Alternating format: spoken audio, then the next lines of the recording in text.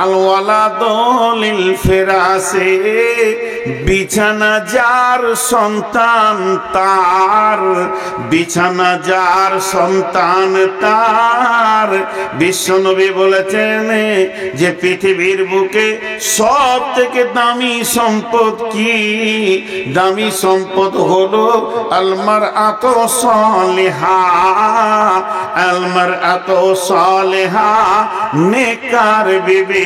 আদ-দুনিয়া কুল্লুহা মাতা ওয়া খায়রুল মাতাঈদ দুনিয়া। পৃথিবীর যত সম্পদ আছে সব সম্পদই সম্পদ। এই সম্পদের ভিতরে সব থেকে দামি সম্পদ হলো নেককার বিবি। আল মারআতু সালিহা, সালিহা নেককার পরেজগার বিবি। যে লোকটা নেককার বিবি পেয়ে গেল, পৃথিবীর বুকে সে যে কি সুখে আছে। যার ঘরে বদকার বিবি আছে সে ছাড়া বুঝবে না। অতএব বন্ধুরে, এই নেককার বিবিটা আমার কি কাজে লাগে? একদিকে আমার চরিত্রের পাহারাদার, সে আমার চরিত্রকে ঢেকে রাখে। দুই দিকে আমার সন্তানের মা, পৃথিবীর দামি জিনিস মা, আমার সন্তান তাকে মা বলে ডাকে। তিন নম্বর, সে আমার কি করে? সে আমার ঘরের মালকে গুছিয়ে রাখে। পৃথিবীর সেরা সম্পদ, সব থেকে আনন্দ তার কাছে আমি ভোগ করি।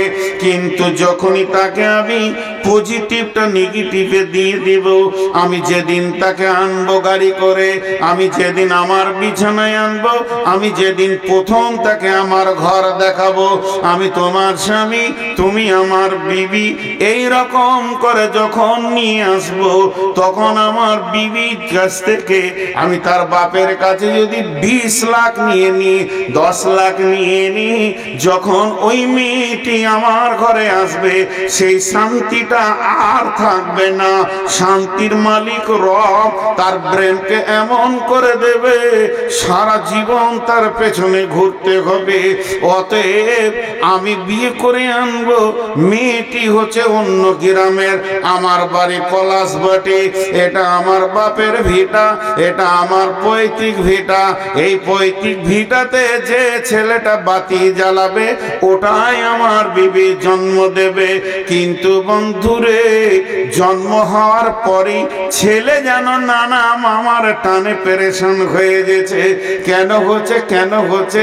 যেহেতু বিশ্বনবী ফয়সালা দিয়েছেন আল ওয়ালাদু লিল ফিরাসে, বিছানা যার সন্তান তার।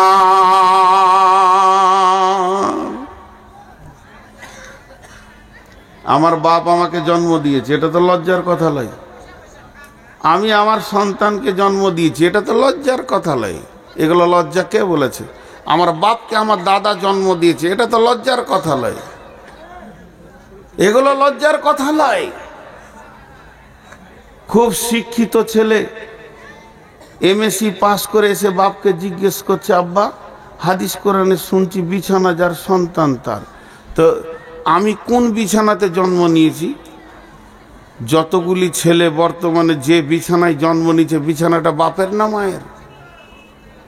বলেন তো, কথা বলে না? খাট গদি আগে লিয়াই, তারপর তোকে বিয়ে করব। বিছানাটা কার? ওই জন্য ছেলে পিলে ওই দিকে টান মারছে। জি। আর মেয়েরা দেখবেন একটা কথাকে ঘুরিয়ে ঘুরিয়ে বলতে ভালোবাসে, বাসে না? ঘন ঘন বলবে। আপনি খাটে শুতে যাবেন বলে, এটা আব্বা দিয়েছে, লালগোলার ওই মিস্ত্রি বানিয়েছিল।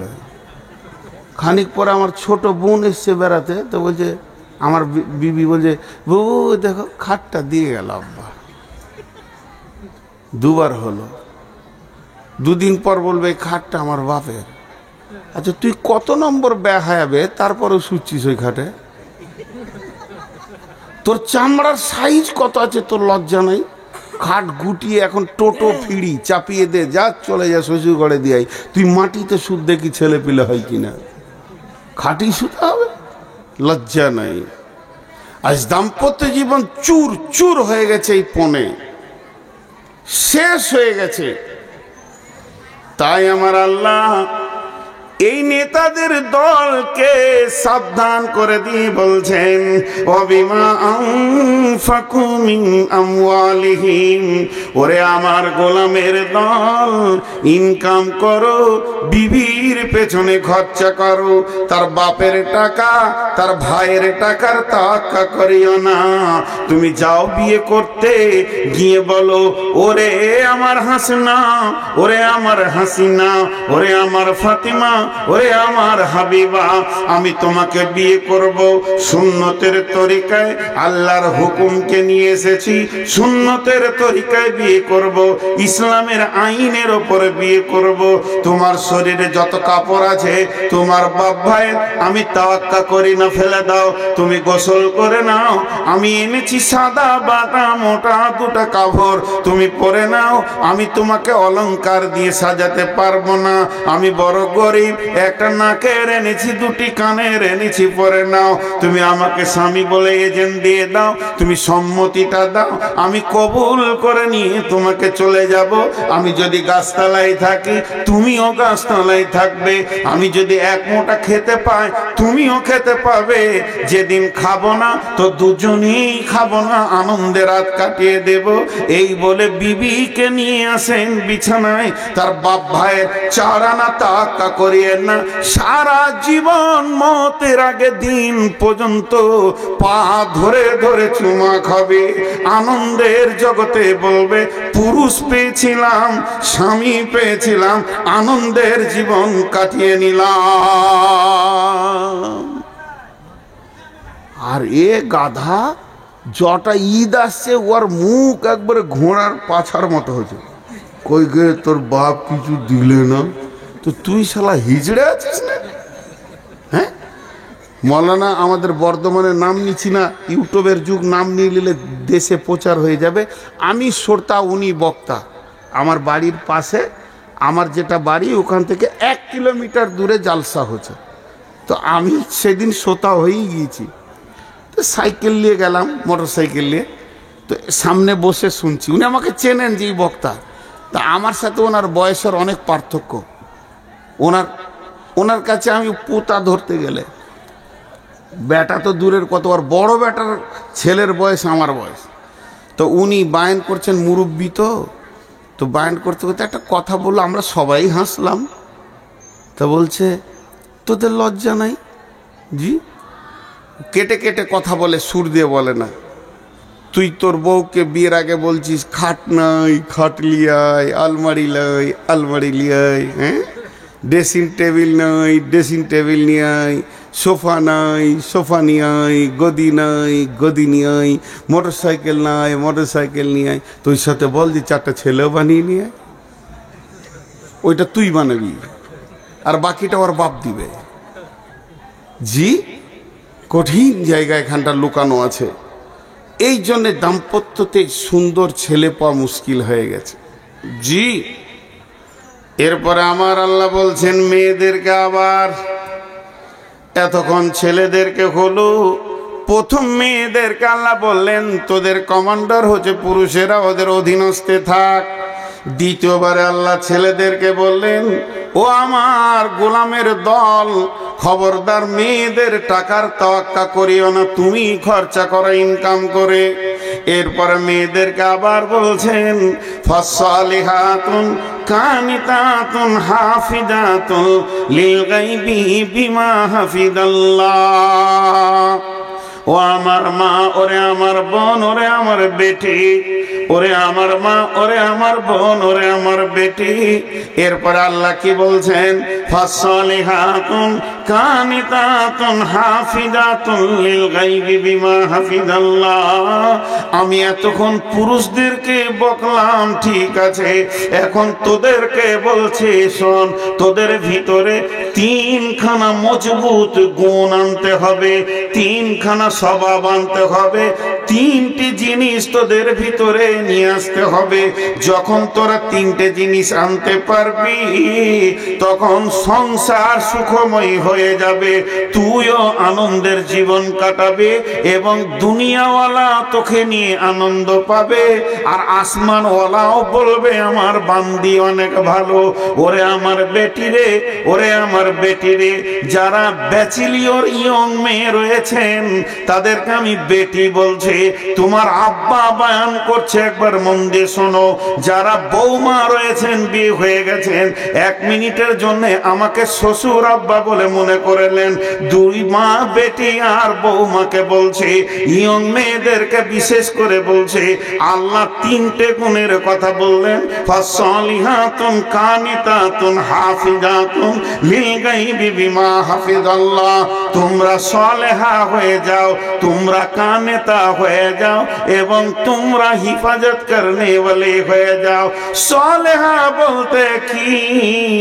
নামাজ, রোজা, সালাত খামসাহা, সামা সাহরাহা, আহসানাত ফারজাহা, আতাত বালাহা। যে নারী পাঞ্জেগানা নামাজ পড়িবে, রমজানের রোজা কবু নাহি ছাড়িবে, নিজ ইজ্জতের রাখিবে খেয়াল, স্বামীর সেবা করে যাবে বাঁচতে যত কাল, তার জন্য জান্নাতের দ্বার খোলা রবে, যে দ্বার দিয়ে ইচ্ছা বন্টি জান্নাত চলে যাবে। অতএব সলেহা 5 ওয়াক্ত নামাজ পড়নে वाली হয়ে যাও, রোজা রাখনে वाली হয়ে যাও, স্বামীর খিদমত করনে वाली হয়ে যাও এবং পর্দায় থাকনে वाली হয়ে যাও।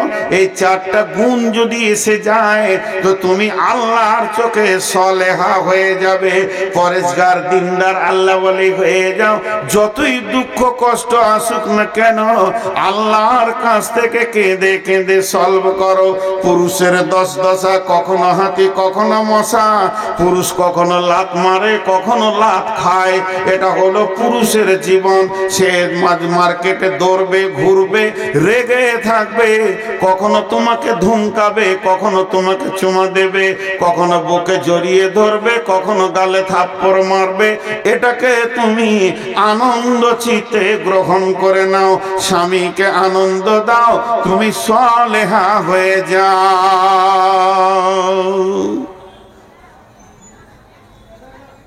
সলেহা খুব কম মেয়ে আছে,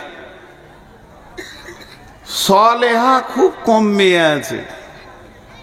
जी, मुझे मंजूर नहीं कि अपने घर की शिकायत क्या करूं, लेकिन बात ही से बात आती ही तो मैं क्या करूं।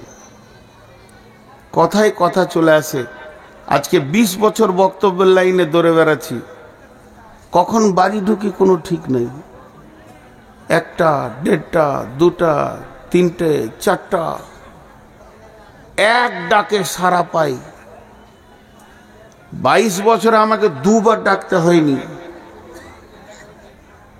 এক যুগে তো ফোন ছিল না, তারপরে তো ফোন আসলো। একবার ডাকি বিবি সারা দেয়, লাব্বাইক। জানে আজ বাড়ি আসবে, ঘুমের পজিশন সেই রকমই থাকে। তো সলেহা হয়ে যাও আর কানেতা হয়ে যাও। কানেতা, কানেতা মানে অল্পে সন্তুষ্টি হয়ে যাও। স্বামী যেমন এনে দেবে, সাদা বাটা মোটা যেমন এনে দেবে ওই রকমই তুমি গ্রহণ করে নাও। সলেহা হয়ে যাও, কানেতা হয়ে যাও। কিন্তু মেয়েরা এই 2টি 3টিতে খুব ফেলিওর। আমার মনে হয়, আইডিয়া বলছি, এটা আমার মনে হয় বলছি, তার মানে এটা হাদিস লয়, এটা আমার মনের কথা। আপনি নিতেও পারেন, নাও পারেন। 1000-এ 1টা মেয়ে আছে কিনা কানেতা। কানেতা মানে স্বামী যেমন এনে দেবে হেসে গ্রহণ করে নেবে। 1000-এ 1টা মেয়ে আছে কিনা যাদের বিয়ে হয়ে গেছে ওরাই জানে। যত দামি কাপড় এনে দেওয়া হোক, শেষকালে বলবে ছি দেখো তো রংটা কেমন, ওর আর পছন্দই হলো না। জি, আমি অনেক জালসাই বলেছি যে 70 বছরের এক বৃদ্ধা মেয়ে নদীতে পানিতে পড়ে গিয়ে সে ডুবে গেছে। তো তার পোতা গিয়ে দাদাকে বলছে, দাদা বুড়ি পানিতে ডুবে গেল, বলে চলো ওর লাশ খুঁজে নিয়ে আসি। তো উজানে খুঁজতে গেছে। হাজি উজানে লাশ পাওয়া যাবে না ভাটিতে? ভাটিতে তো উজানে খুঁজতে গেছে। তো ওর পুতা বলছে যে দাদা বুড়ির মহব্বতে কি আপনার মাথা বিগার লেগেছে, লাশ ভাটিতে যাবে না উজানে? তো দাদা তখন বলছে বুড়িটা তোর না আমার। ইও কমলই বুড়া বয়সে বলছে বুড়িটা তোর না আমার? বলছে আপনার।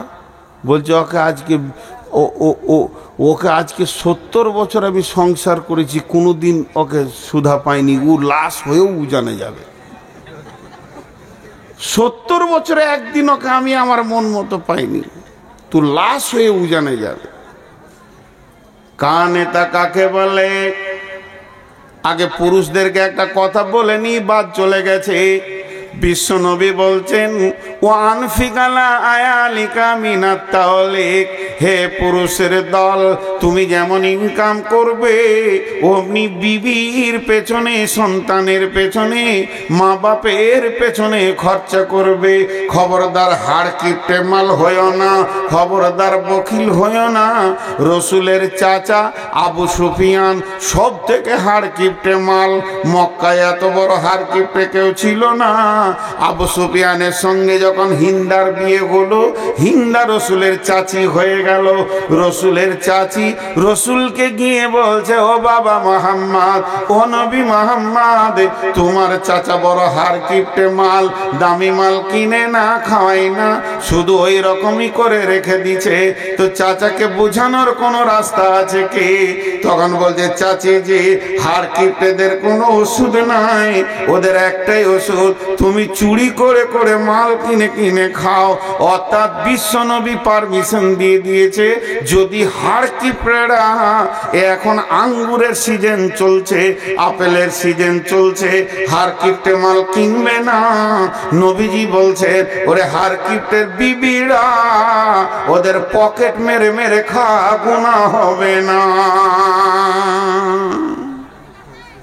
আল্লাহ রসুল পারমিশন দিয়েছেন। আর এখানে কি বলছে? তুমি কানেতা হও। আল্লাহ বলছেন কানেতা মানে অল্পে সন্তুষ্টি হও। ওইটার সাথে এটা একই জিনিস, আপনি ভাবিয়েন না যে রসুলের বিরুদ্ধে আল্লাহ বলছেন। একই জিনিস, ওটা হার কিপ্টেদের ব্যাপারে। আর যাদের স্বাভাবিক, যেমন আমার স্বামী গরিব, যেমন ইনকাম আসছে, যেমন আনছে, ওইটা তুমি হেসে গ্রহণ করো। শেষকালে তুইও জ্বালাতে লাগলি বাপ, লাইট জ্বালায়, তোর মাথাটা বললে যে আমি খানিক জ্বালাই। ও তো নিয়ত করি জেলে, চোখে বকে কি লাভ আছে? এখন এদিকে আসেন, আল্লাহ রসুল এবার কি, আল্লাহ কি বলছেন যে তুমি কানেতা হয়ে যাও অল্পে। বিশ্ব সুন্দরী প্রতি বছর প্রতিযোগিতা হয়, আর বিশ্ব সুন্দরী প্রাইজ দেওয়া হয়। তো মেয়েদের মধ্যে কোন মেয়েটা বেশি সুন্দরী? এখানে যে এক গাদা মেয়ে আছে, সারা পৃথিবীতে এক গাদা মেয়ে আছে, আর আল্লাহ তাবারাক ওয়া তাআলা কিয়ামতের মাঠে বিশ্ব সুন্দরীর প্রাইজ দেবে। সেই মেয়েটিকে, ওই প্রাইজটা পাবে কে? ও আমার বেটি, ও আমার বৌমা, ওই প্রাইজটা পাবে যে মেয়েটি চামড়া চিকন, দেখতে অতি সুন্দর, ভুরুগুলো চোখগুলো দেখতে সুন্দর, পৃথিবীতে অত্যন্ত লিপস্টিক ব্যবহার করে, আর কিছু করে স্বামীকে আনন্দ দেয়। জি না, পৃথিবীর মধ্যে ওই মেয়েটি সুন্দরী, ওই মেয়েটি আল্লাহর কাছে বিশ্ব সুন্দরী গণ্য হবে। যার দিকে তাকালে স্বামীর কলিজা ঠান্ডা হয়ে যায়, যাকে দেখলে স্বামীর মন যেন আনন্দিত হয়ে যায়। আর যে মেয়েটি স্বামীকে আনন্দ দিতে পারে, বেগম রোমাইসাকে দেখেন, আল্লাহর নবী সাবে মেরাজের রাত্রিতে যখন জান্নাত ভ্রমণ করছেন, জান্নাত ঘুরে ঘুরে দেখছেন, হযরত উমরের জান্নাতটা দেখলেন এবং সেটা মোহর মারা রয়েছে। নবীজি বললেন, উমর রে, আমার মনটা হলো একবার ঢুকে দেখি, না জানি তোমার মনে কষ্ট হবে, এই জন্য তোমার জান্নাতে আমি ঢুকলাম না। হযরত উমর বললেন, ইয়া রাসূলুল্লাহ, আপনি ঢুকলে আমি আনন্দিত হতাম। নবীজি বললেন, উমর রে, তোমার জান্নাতের পাশে একটা মেয়ে বসে বসে উজু করছে, আমি জান্নাতের ভিতরে দেখলাম ওই মেয়েটিকে, ওই মেয়েটি হলো বেগম রুমাইসা। কেন এত বড় সম্মান? সে কি করে বুঝলো জীবদ্দশায় আমি জান্নাতে পৌঁছাবো? রাসূল তাকে দেখলেন, বেলালের পায়ের শব্দ পেলেন, বেলাল মদিনায় হাঁটছে, পায়ের শব্দ জান্নাতে পেলেন। এগুলো কি আমল ছিল তাদের? তারা কিভাবে এগুলো পৌঁছেছে? আল্লাহ তাবারাক ওয়া তাআলার দিলকে তারা ঠান্ডা করেছে। কানেতা হয়ে যাও, অল্পে সন্তুষ্ট হয়ে যাও। বেগম রুমাইসার আমল বলতে গেলে অনেক লম্বা হবে, শর্টে একটা কথাই বলে দিই, মরা ছেলেকে ঢেকে রেখে স্বামীকে আনন্দ দিয়েছে, স্বামী আনন্দ হয়েছে, স্বামী তৃপ্তি পেয়েছে, স্বামী গোসল করেছে, এরপরে স্বামীকে বলছে, স্বামী আমার, কেউ যদি কোনো জিনিস দেয় সেটা নিতে হয় কি হয় না? বলে হ্যাঁ নিতে হয়। আবার যদি ফেরত চায় বলে দিয়ে দিতে হয়। তখন বললেন যে আমাদেরকে আল্লাহ একটা সন্তান দিয়েছিলেন, সন্তানটা আমি পেয়েছি, আপনি পেয়েছেন, আবার আল্লাহ ফেরত নিয়ে নিয়েছেন। ও বেগম রুমাইসা, ও আমার মা, আমার বোন, সে কেমন ছিল যে জান্নাতের ভিতরে রাসূল তাকে দেখলেন। অতএব বন্ধু, ও আমার মা, অল্পে সন্তুষ্ট হতে হবে, স্বামীকে আনন্দের জগতে পৌঁছাতে হবে।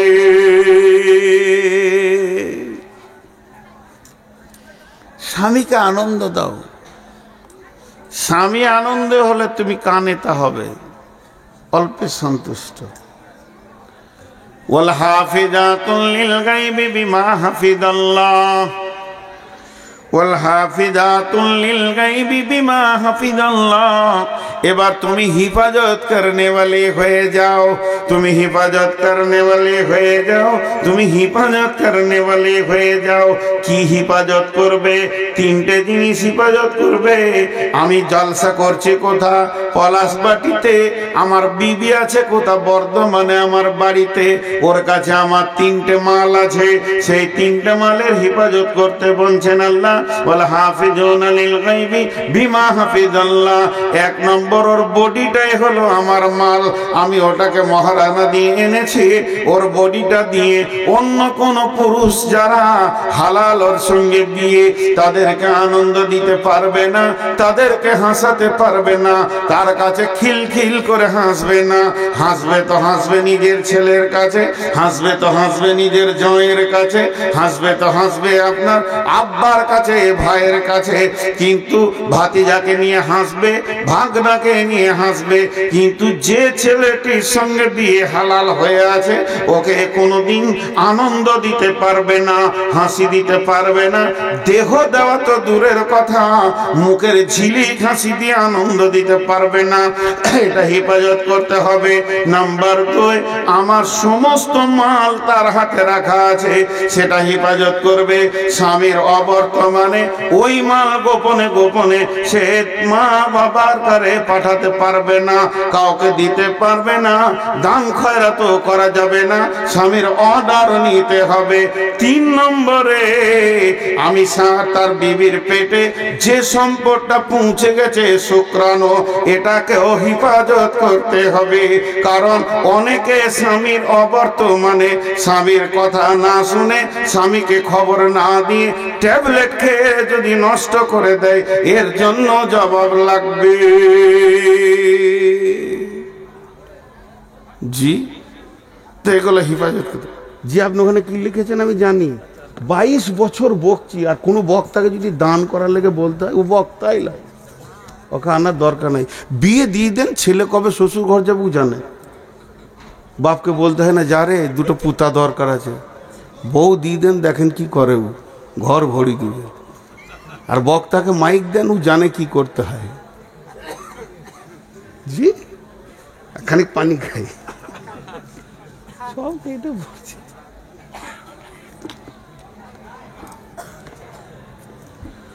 তো স্বামী স্ত্রী দাম্পত্যর অনেক কথা বললাম, কিন্তু একটা মজার কথা দেখেছেন? 3 ধরনের দাম্পত্য আছে, 3 ধরনের। 2টা কথা 3টে প্রমাণ পাওয়া যায়। তো আমি আপনাদের সামনে এই কথাগুলি বলছি, খুব শর্টে বলছি, বেশি আপনাদের বিরক্ত করব না। তাহলে মেয়েদের 3টে গুণ রাখতে হবে। একটা হলো কানেতা হতে হবে, অল্প সন্তুষ্টি হতে হবে, সলেহা হতে হবে এবং হিফাজত করনেওয়ালি হতে হবে। এরা উঠছে কেন? খুব তাড়াতাড়ি হাঁটছে মুরব্বী, ভাবছে হয়তো ধরে নেবে নাকি টাকার লেগে। বাবজি হে বেশি জোরে হাঁটিয়েন না, ঢালাইয়ের রাস্তা, নাক ফেটে পড়ে গেলে হসপিটাল যেতে হবে, ঘর আর পৌঁছাবে না। হ্যাঁ, আর যে টাকাটা এখানে দিতেন ওটা হাসপাতালে দিয়ে দিবেন। খবরদার, আল্লাহর সঙ্গে কেউ ধোঁকাবাজি করিয়েন না। তো দাম্পত্য দেখেন কেমন, মেয়েটাও বদমাস, ছেলেটাও বদমাস, সংসার টিকবে? যারা বলেন টিকবে? ও হিসাবটাই আল্লাহ কোরআনে আনেনি। মেয়েটা ভালো, ছেলেটা খারাপ, তাতেও সংসার টিকবে না, এই হিসাবটা আল্লাহ কোরআনে এনেছেন। ছেলে ভালো, মেয়ে খারাপ, তাদেরও ইতিহাস পৃথিবীতে থাকবে না, সেটাও কোরআনে বলেছেন।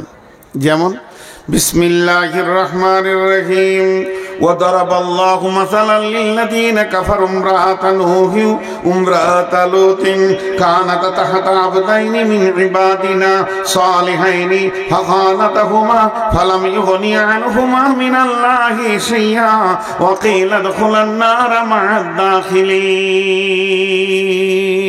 লম্বা কথা, ছোট করে বলে দিই। নূহ আলাইহিস সালামের বিবি, লূত আলাইহিস সালামের বিবি বেঈমান ছিল, বেঈমান ছিল। এদের দাম্পত্য টিকলো না, এদের ইতিহাস ওই পর্যন্তই শেষ। আবার নবীর বিবি, আল্লাহ বলছে তোদের কপাল কত ভালো, নবীর মতো যুবক তোদেরকে দিয়েছিলাম, বুঝলি না।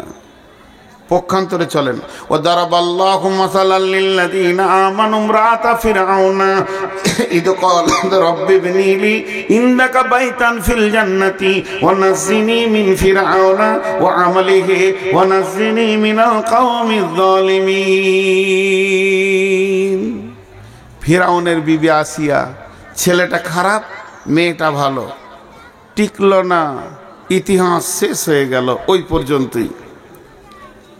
দুজনাই ভালো, দুজনাই ভালো, দুজনাই ভালো, বিবিও ভালো তো স্বামীও ভালো। এদের ইতিহাস গোটা কোরআনটাকে সোনালি অক্ষরে ছেয়ে দিয়েছে। সেই দুজন কি? ইন্নাস সাফা ওয়াল মারওয়াতা মিন শাআইরিল্লাহি ফামান হাজ্জাল বাইতা আও ইতামারা ফালা জুনাহা আলাইহি আইয়াতাওয়াফা বিহিমা ওয়া মান তাতাওয়া খায়রান ফাইন্নাল্লাহা শাকিরুন আলিম। এটা অন্য এই আয়াতটা অন্য কারণে নাজিল হয়েছে, তবে আমি বলতে চাইছি এই সাফা মারওয়ার ইতিহাসটাকে রেখেছে হযরতে হাজরা আলাইহিস সালাম, রেখেছে জমজমের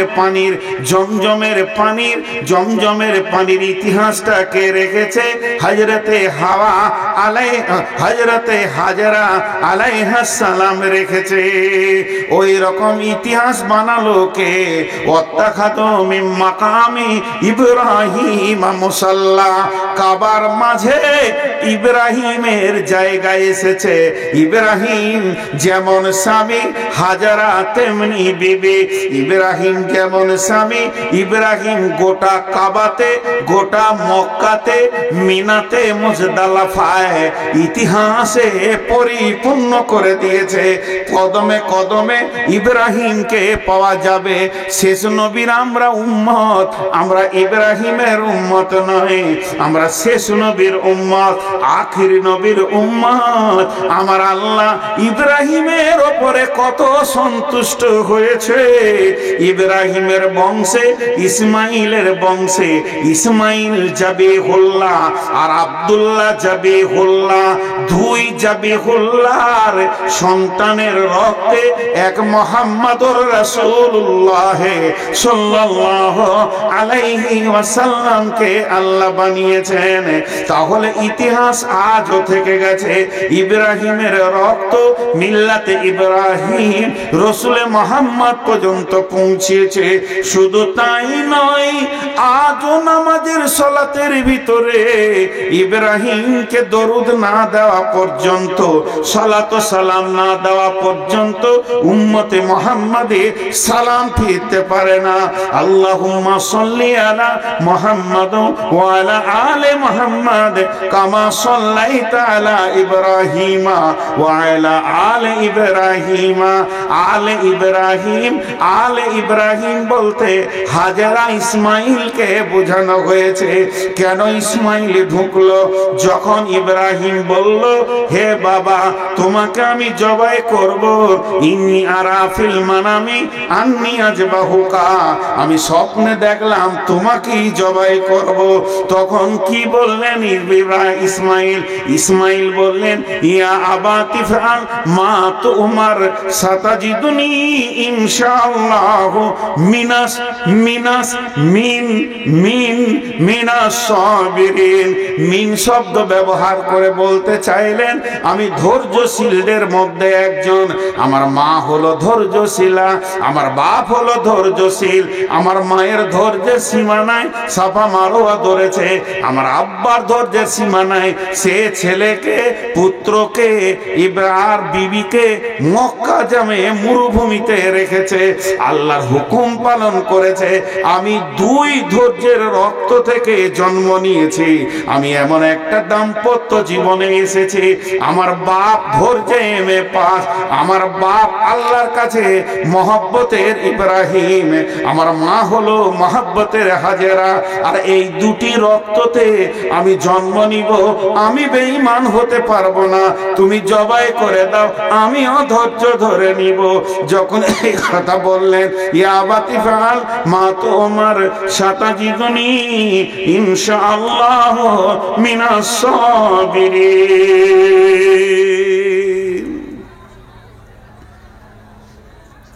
ইতিহাস আজও থেকে গিয়েছে। আমি বায়ান বন্ধই করে দিলাম, ধরলেন 2 মিনিটের জন্য। ইতিহাস আজও থেকে গেছে, ইতিহাস আজও থেকে গেছে। তো সাহাবারা রাদিয়াল্লাহু মাজমাইনদের কথা যদি এবার তুলতে শুরু করে দিই, তাদের বিবিগুলো কেমন ছিল আর তারা কেমন ছিল। জি, সম্ভাব্য তবুকের যুদ্ধের কথা বলছি, সম্ভাব্য তবুকের যুদ্ধে অভিযান বের হয়ে চলে গেছে। একজন সাহাবীকে রাসূলুল্লাহ সাল্লাল্লাহু আলাইহি ওয়াসাল্লাম কোনো কাজে পাঠিয়েছিলেন যে তুমি ওখানে কাজটা সেরে আমাদের সাথ ধরবে। মদিনা থেকে সব দল বেরিয়ে চলে গেল, কেউ নাই। ওর বিবি দেখছে এখনো স্বামী এলো না, দল পাবে না, স্বামী এলো না, দল পাবে না। তো যুদ্ধের সমস্ত সামানগুলোকে নিয়ে দরজায় দাঁড়িয়ে আছে, স্বামী এলে ঘর ঢুকতে দিব না, তাড়াতাড়ি চলে যাও। যেমন স্বামী তেমনি বিবি, সারা বিশ্বকে তারা ইতিহাস দেখিয়ে দিয়েছে। জি ভাই, একটা ছেলে জন্ম দিতে গেলে একবার বলেছি যে স্বামী স্ত্রী দুটোই দরকার, তেমনি দিনকে জন্ম দিতে গেলে নারী পুরুষ উভয়কে দরকার। আজকে আমার বক্তব্যের টার্গেট ওই দিকেই ধরছে। হে পুরুষ, তুমি একবার উঠে দাঁড়াও, হে নারী পলাশবাটির তুমিও একবার উঠে দাঁড়াও। এই মাদ্রাসাটাকে আজকে 54 না 56তম জালসা চলছে, তাহলে কত বয়স হলো এই মাদ্রাসাটাকে জামিয়া বানানো যায় কিনা? একজনও উঠবেন না। প্রয়োজনে আমি নূর মোহাম্মদ আপনাদের পাগুলো ধরে বলছি, উঠবেন না। এতক্ষণ যা করেছেন উঠবেন না। কালেকশনের সময় উঠে যাওয়া, খুব যদি নিজেকে চালাক মনে করেন, বদদোয়া দিচ্ছি না, কিন্তু আল্লাহ ঘর ঢুকতে দিবে না। খালি ভুট্টা হয়ে ঘুরবেন সারা রাত। আল্লাহ পারে, মুসার কমকে ঘুরিয়েছে। আল্লাহ পারেন না এমন কিছু নয়। কয়দিন আগে বলছিলাম যে মাদ্রাসার কালেকশন চলছে, এরকম বড় বড় আলিমরা মাদ্রাসার কালেকশন করতে যাই চেক হাতে করে করে। লোক ভাবে হয়তো যে এগুলো রাখাল ছাগল বাগল আছে, যাদের কাছে বুখারি মুসলিম লোড আছে। আমি তো একটা বাঁদর, আমার কাছে কিছুই নেই। তো ওই রকম আমাদের বর্ধমান জেলায় কালনাতে খ্যাঁচ খ্যাঁচ খ্যাঁচ খ্যাঁচ করে একবার গালি দিয়ে দিল একটা আলিমকে। হানফিদের ভিতরে ছিল, মুফতি ছিলেন, ওকে এত কথা বলে দিলেন, ওরা চোখ দিয়ে পানি বের হয়ে গেল। শুধু উনি এই কথাটা বলেছে, বলছে 100 টাকা লাও। তো বলেছে মাদ্রাসার ছাদ ঢালাইয়ের কাজ চলছে, এটা 200 টাকা করে দেন। তোর বাবার টাকা শুরু করলে তো করলে রাখালের মুখ।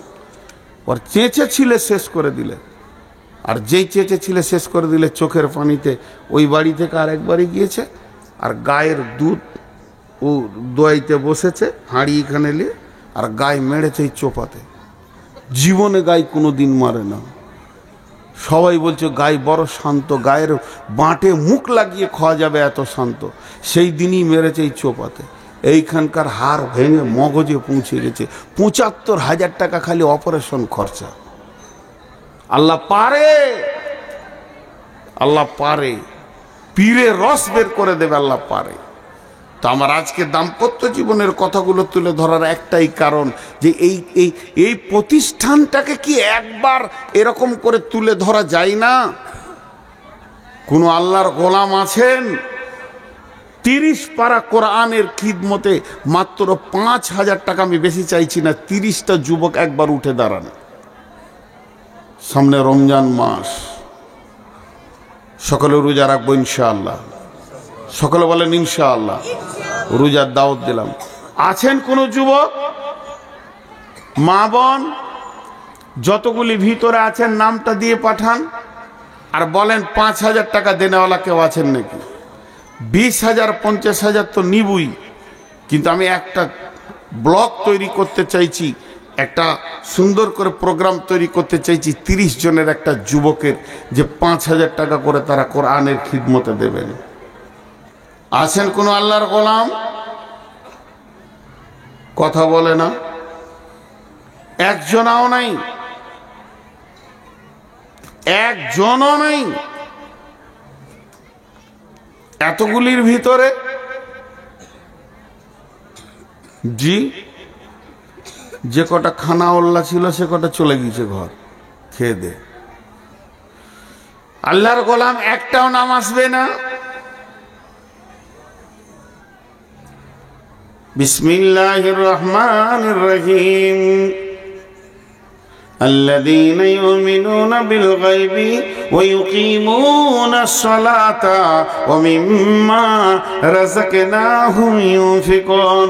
যাদের অদৃশ্যের উপরে আল্লাহর উপরে বিশ্বাস আছে, তাদের পৃথিবীতে 2খানা গুণ পাওয়া যাবে। 1 নম্বরে তারা কোনোদিন নামাজ কামাই করবে না, আজান শুনলেই তারা সলাতের কাতারে দাঁড়াবে। আর 2 নম্বরে তাদের কাছে গুণ পাওয়া যাবে, তারা দানের ময়দানে প্রথমে হাত তুলবে। ওমিম্মা রাযাকনাহুম ইউনফিকুন। আল্লাহ তাবারাক ওয়া তাআলা তাহাজ্জুদের টাইমেও দানের কথা বলছেন।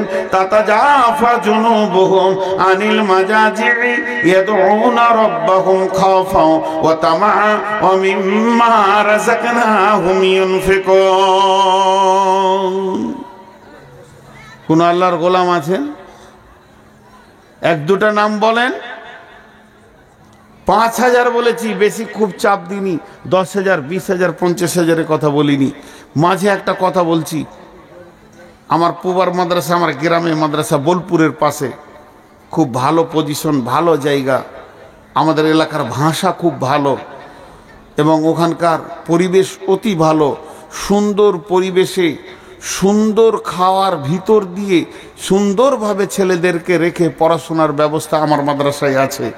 যদি আপনারা আগামী রমজানের পর কোনো ছেলে ভর্তি করতে চান, হিফজ আছে, দার্সে নিজামিয়া আছে, তো আমার নাম্বারে যোগাযোগ করবেন, এটা বারবার বলছি। এবং দক্ষ শিক্ষক দিয়ে সেখানে পড়ানো হয়। দক্ষ শিক্ষকের আওতাধীন মাদ্রাসাটা রাখা আছে ইনশাআল্লাহ।